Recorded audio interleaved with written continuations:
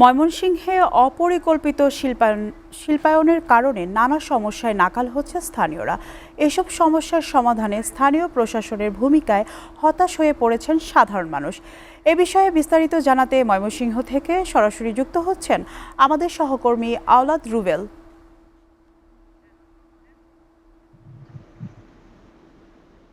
রুবেল, ময়মনসিংহে শিল্পাঞ্চলের বিরূপ প্রভাব ও জনভোগান্তির বিস্তারিত কারণ আমাদেরকে জানাবেন।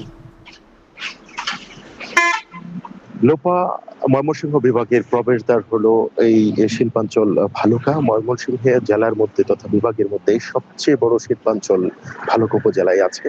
আমি এই মুহূর্তে আছি শিল্পাঞ্চল ভালুকা উপজেলার হবিরবাড়ি ইউনিয়ন, যেটা শিল্প অধ্যুষিত একেবারে শিল্প সমৃদ্ধ একটি ইউনিয়ন। এই হবিরবাড়ি ইউনিয়নে শত শত শিল্প কারখানা রয়েছে। এই শিল্প কারখানাগুলো, আমি এখন যে শিল্প কারখানাটির সামনে দাঁড়িয়ে আছি, এটি হলো excellent ceramics and tiles factory.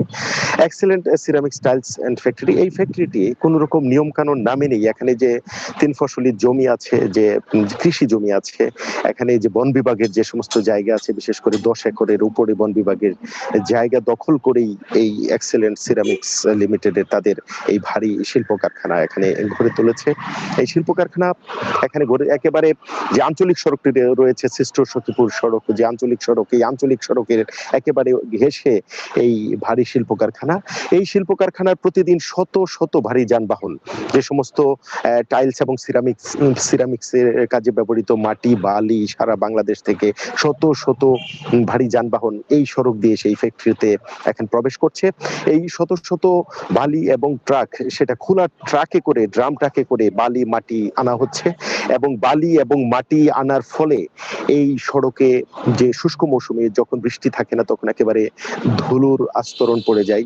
একেবারে এখানে ধুলোর সাগর, মানুষজন যারা যাত্রী সাধারণ চলাফেরা করে ধুলোর বালিতে একেবারে সবাই নাকাল হয়ে যায়। যখন বৃষ্টি হয়, এই মাটিগুলো পড়ে সড়কে একেবারে সড়ক পিচ্ছিল এবং কর্দমাক্ত হয়ে যায়। জনসাধারণের চলাচলে খুবই কষ্ট হয় এখানে।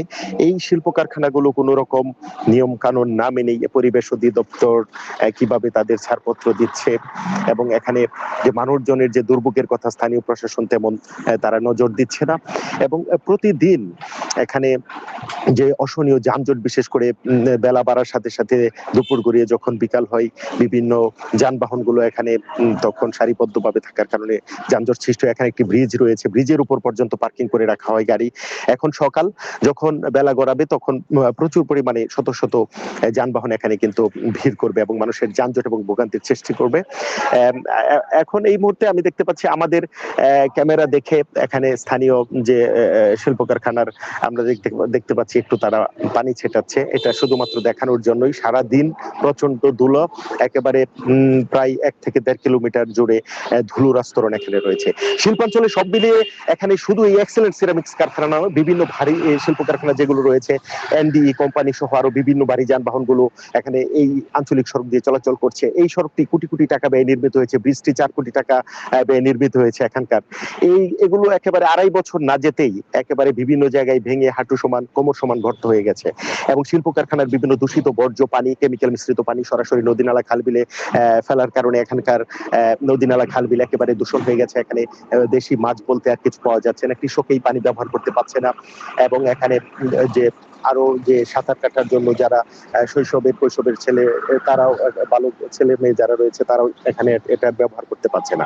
এবং শিল্পাঞ্চলে বিভিন্ন ফ্যাক্টরির কালো ধোঁয়ায় বিপর্যস্ত হচ্ছে জনজীবন, এবং অবৈধ পার্কিং সড়কগুলোতে শিল্প কারখানার তাদের বাড়ি যানবাহনগুলো রাখছে।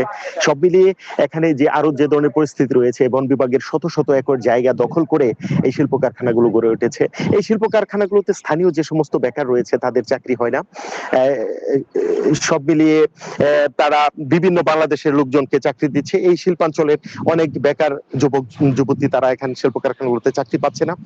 শিল্প কারখানার এই অপরিকল্পিত যে সমস্ত পরিবেশ ব্যবস্থাপনা, বর্জ্য ব্যবস্থাপনা, এবং তাদের যে এই যে স্বেচ্ছাচারিতা, যে জনসাধারণের যে রাস্তা অল্প সময় তাদের বাড়ি যানবাহন ভেঙে ফেলছে, এসব নিয়ে স্থানীয় প্রশাসন, বিশেষ করে গত ছাত্র আন্দোলন গণ অভ্যুত্থানের পরে 5 আগস্টের পর থেকে প্রশাসন তেমন ভাবে কাজ করছে না, পুলিশ প্রশাসনও তেমন ভাবে কাজ করতে পারছে না। এখানে মাদকের মাদকের বিস্তার রয়েছে।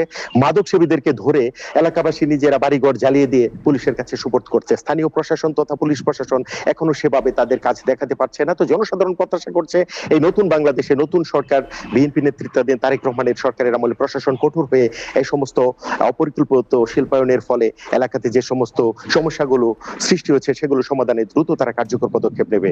এটাই এখন শিল্পাঞ্চল ভালুকার মানুষ প্রত্যাশা করছে। রূপা, এই ছিল আমার কাছে ময়মনসিংহের ভালুকা থেকে অপরিকল্পিত শিল্পায়নের ফলে সৃষ্ট জনভোগান্তির সর্বশেষ।